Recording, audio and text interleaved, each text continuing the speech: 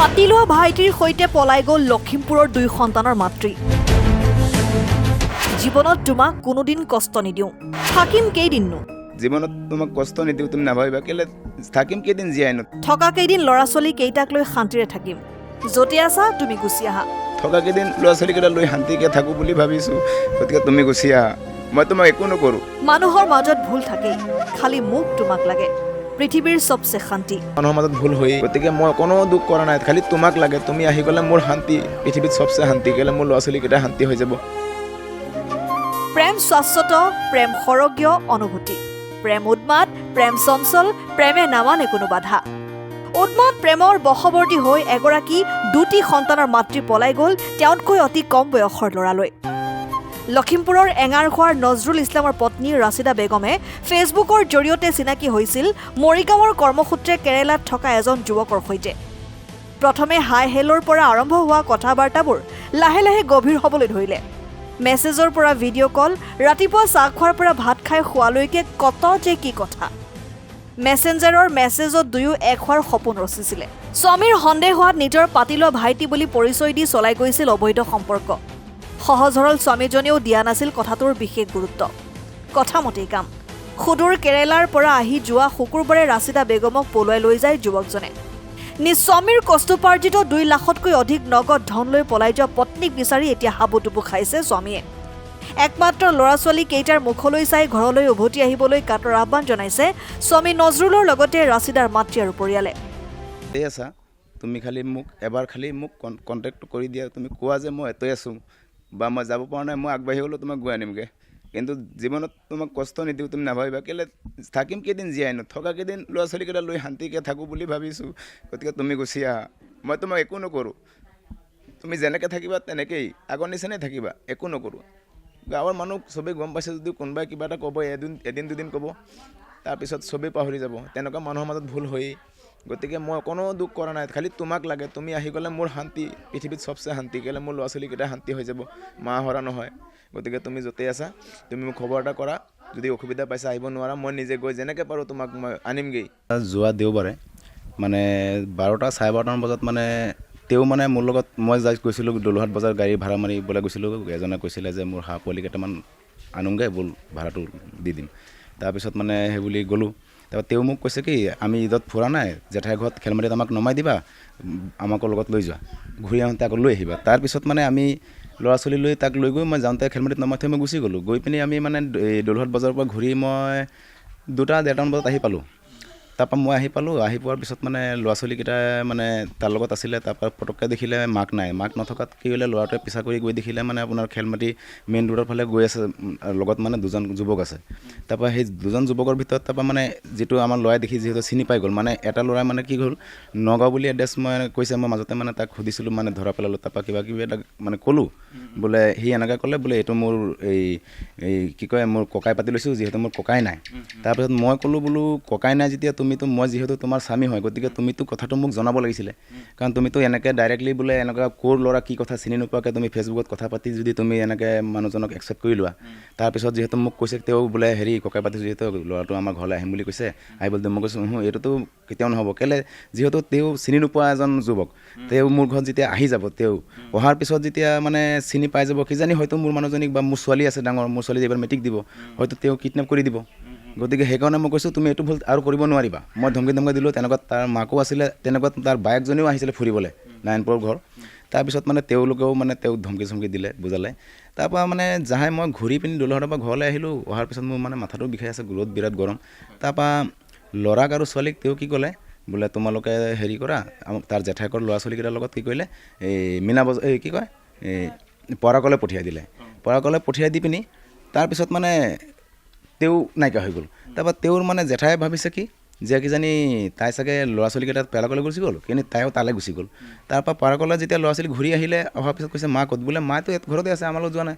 তাৰপৰা ক'লে হাৰি, তাৰপৰা ল'ৰাই ক'লে কি অকণমান আগত আমি যোৱাৰ আগত 2টা ল'ৰা আহিছে, এটা পিঠিত ক'লা বেগ আছে আৰু এটা লগত আছে। তাৰপিছত মানে মায়েক এনেকুৱা কৈছে কথা পাতি আছে আৰু লগত লৈ গৈ আছে। তাৰপৰা মই মাক কৈছোঁ তুমি এইটো ল'ৰাটো মই চিনি পাইছোঁ, এইটো তুমি যে ককাই বনাই লৈছিলা। তাৰপৰা মায়ে কৈছে কি এই বোলে এইটো ল'ৰা বোলে অতদিন ককাই পাতিছোঁ ইমান দিনৰ মূৰত আহিছে গতিকে যিহেতু কথা অকণ পাতি আছোঁ বোলে নাই পাতিব নোৱাৰিবা তাৰপৰা এবাৰ ল'ৰাক লৈ গুচি আহিলে 2 নম্বৰবাৰ আকৌ ল'ৰাই দেখিছে মাই নাই আকৌ গৈ দেখিছে ল'ৰাকেইটাৰ লগত বহুত দূৰ গুচি গ'ল ল'ৰাই আকৌ পিছা কৰি গ'ল তাৰপৰা ল'ৰাক মানে বুজাই মেলি ল'ৰাই ধমকি দিলে সেই ল'ৰাটোক মাককো কিবা কিবি কৰি মেলি আনিলে তাৰপৰা মাকে ল'ৰাৰ মূৰত দূৰত পাতিছে যে মই কোনোদিন তোমালোকক এৰি মই এইটো ভুল নকৰোঁ যিহেতু মোৰ নিজৰ মানে ককাই পাতি লৈছোঁ বুলি মই আহিছে যেতিয়া অকণমান কথা বতৰা পাতিছোঁ গতিকে এতিয়া আৰু সেইটোও নাই ল'ৰাটোৱে মানে খং কৰি মই কথা নাপাতো বুলি কোৱাৰ কাৰণে মোবাইলটো ভাঙি পিনি ল'ৰাটো গুচি গ'ল গতিকে তোমালোকে চিন্তা নকৰিবা তাৰপৰা ল'ৰা ছোৱালীকেইটাক লৈ পিনি ঘৰলৈ যেতিয়া জেঠাইকৰ ঘৰলৈ গুচি গ'ল যোৱাৰ পিছত তাই কি কৰিলে এইকেইটাক ভুলাই মেলি পলচন দি কি কৰিলে মোবাইলটোৰ লগত দি কৈছে তোমালোকে মেনা বজাৰলৈ গুচি যোৱা তাৰপিছত তাই গুচি গ'ল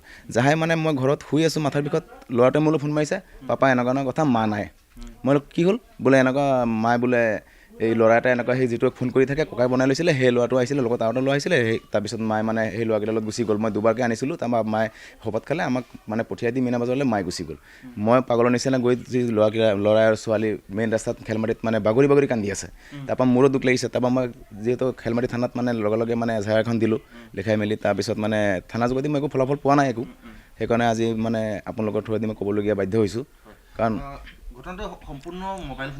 সম্পূৰ্ণ মোবাইল ফোনে মানে মই মোবাইলটো মানে তেওঁক লৈ দিছিলোঁ একমাত্ৰ আজি 7 মাহ হৈছে ছোৱালীজনী মানে যিহেতু এইবাৰ মেট্ৰিক দিব সিহঁতৰ অনলাইন ক্লাছ হয় মানে সেই বুলি মই মোবাইলটো লৈ দিছিলোঁ কিন্তু তাই মানে কি কৰিলে মোবাইল ফেচবুকত মানে কিছুমান এনেকৈ মানে ককাই মানে পালে যে পাই পিনি তেওঁ একচেপ্ট কৰি ল'লে আৰু তেনেকৈ ককাই বুলি ভাবি লৈ লাষ্টত মানে এইটো কাণ্ড তেওঁ কৰি দিলে কিন্তু মোৰ একো আপত্তি নাই তেওঁ গৈছে কিন্তু যিহেতু মোৰ ছোৱালী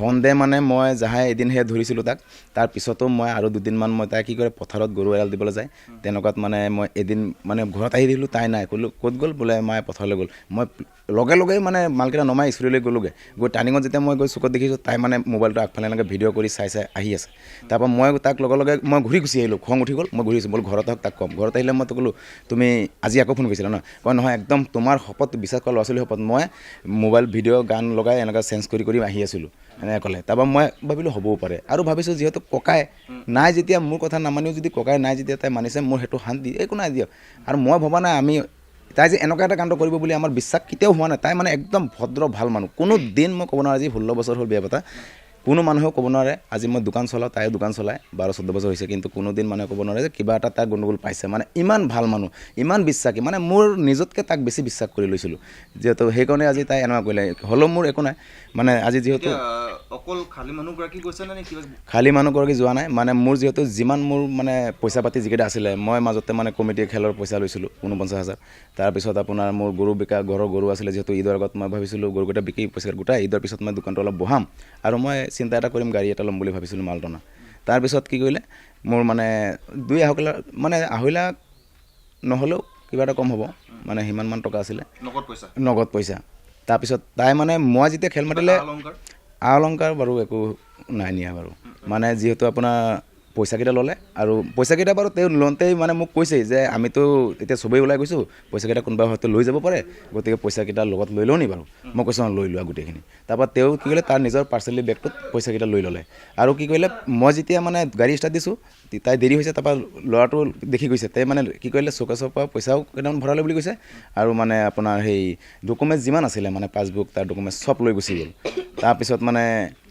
এতিয়া মানে কি হ'ল মই ভাবিছোঁ কি মোৰ যিহেতু ল'ৰা ছোৱালী আছে ছোৱালী এবাৰ মেট্ৰিক দিব এতিয়া সিহঁতি মানে মাক নোহোৱাকৈ থাকিব নোৱাৰে ময়ো আনকি নোৱাৰোঁ মানে কি আমাৰ এনেকুৱা এটা মৰম চেনেহ মই মানে এইটোৱে জানো তাই য'তে থাকক মুঠতে গুচি আহক কাৰণ নাতিকেইটা লৈ নোৱাৰিছোঁ আজি 4 দিনে বুজাই নাতিকেইটা যেতিয়া কান্দে নিজৰ অন্তৰখন ফাটি যায় মই আজি জোৱাই ঘৰতে থাকোঁ তাইৰ লগতে থাকোঁ মোৰ তাৰ বাহিৰে কোনো চাহাৰা নাই গতিকে যোনে য'ত নিছে মোৰ ছোৱালীজনী ঘূৰাই দিয়াটো মই আহ্বান জনাইছোঁ যাতে মোৰ ছোৱালীজনী কোনো মাৰি পাতি নেপেলায় মোৰ ছোৱালীৰ নাতি দুটা মোক খোলা চাই মোৰ ছোৱালীজনী ঘূৰাই দিয়ে মই সেয়াকৈ অনুৰোধ কৰিছোঁ মোৰ ছোৱালীজনী ঘূৰাই দিয়ক কাৰণ যিখিনি ছোৱালীজনী ককাই ভাই নাই বাপেক নাই মোৰতো ছোৱালীকেইজনী মোৰ চাহাৰা 3জনী ছোৱালী ভিতৰত এজনী মোৰ সৰু ছোৱালী মোৰ ডাঙৰ ছোৱালী 2জনী 9 গতিকে মই নিউজ লাইভক এইটো অনুৰোধ কৰোঁ যাতে মোৰ ছোৱালীজনী মোৰ ঘূৰাই দিয়ে মোৰ সেয়াই অনুৰোধ নাই খোৱা ভাত পানী কোনো নাখায় ভাত বনাই দিলোঁ সিহঁতক মুখৰ আগত সিহঁতি ভাত নাখায় সিহঁতি অকল মাকক লাগে বুলি কান্দি থাকে মই এতিয়া কি কৰিম মোক ক'লৈ যাম মই জানো আইতাকে ইমানখিনি চম্ভালিব পাৰোঁ কওকচোন হ'লেও যিকণ পাৰিছোঁ ৰাখিছোঁ। মেট্ৰিকৰ পৰীক্ষা ডাঙৰজনী নাতি এতিয়া 5 মাহ আছে আৰু পৰীক্ষা দিবলৈ, এতিয়া তাই পঢ়া শুনা মন নবয়, তাই নপঢ়ে, অকল কান্দে। গতিকে ছোৱালীজনীৰ জীৱনটো ধ্বংস নকৰক, য'তে আছে তেওঁক ঘূৰাই দিয়ক। জোৱাই সৰুৰ পৰা ডাঙৰ, এতিয়া বিজনেছটো লাহে লাহে ডাঙৰ হৈছে। হয়, জোৱাই বহুত কষ্ট কৰে, দিনে ৰাতি কষ্ট কৰি আজি ইমানটো আগবঢ়াইছিলে, তাৰ মাজত এইখিনি ব্যতিক্ৰম হ'ল। আৰু যি কি নহওক, ভাগ্যত যাৰ যিটো থাকে সেইটো হয়। গতিকে তেওঁ ঘূৰাই অহাটো মই মানে বিনামূল্য অনুৰোধ কৰিছোঁ, যাতে তেওঁ ঘূৰাই আনি দিয়ে নিউজ লাইভে, সেইটোৱে তেওঁৰ অনুৰোধ। মোৰ নাতিকেইটা মোক হ'লে চাই মোৰ ছোৱালীজনীক ঘূৰাই আনি দিয়ক। কেমেৰা পাৰ্চন প্ৰাঞ্জল হাজৰিকাৰ সহযোগত পল্লৱ বৰাৰ ৰিপৰ্ট, লখিমপুৰ লাইভ। লখিমপুৰৰ কেবি ৰোডত অৱস্থিত ছফটেক সলিউশ্যন এখন বিশ্বাসযোগ্য কম্পিউটাৰ প্ৰশিক্ষণ কেন্দ্ৰ।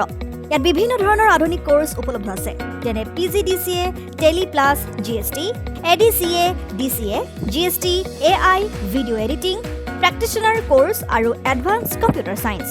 ইয়াত অভিজ্ঞ শিক্ষকৰ দ্বাৰা শিক্ষাৰ্থীসকলক শিক্ষা প্ৰদান কৰা হয়। টেলি, GST আৰু প্ৰেক্টিশ্যনাৰ কোৰ্চত জব এছিউৰেঞ্চ দিয়াৰ লগতে পাঠ্যক্ৰম সম্পূৰ্ণ হোৱাৰ পিছত প্ৰেক্টিকেল ট্ৰেইনিং দিয়া হয়। কণ্ট্ৰেক্টাৰ্ছ আৰু অন্যান্যৰ বাবে ডিজিটেল ছিগনেচাৰ বনোৱা হয়। লগতে AI, advance artificial intelligence including 3D cartoon animation সম্পৰ্কীয় নতুনকৈ নামভৰ্তি চলি আছে। ক্লাছ 9, 10, 11, 12ৰ বাবে এডভান্স কম্পিউটাৰ ছায়েন্সৰ টিউচন লোৱা হয়। অধিক তথ্যৰ বাবে যোগাযোগ কৰক 7002703324 আৰু 98541899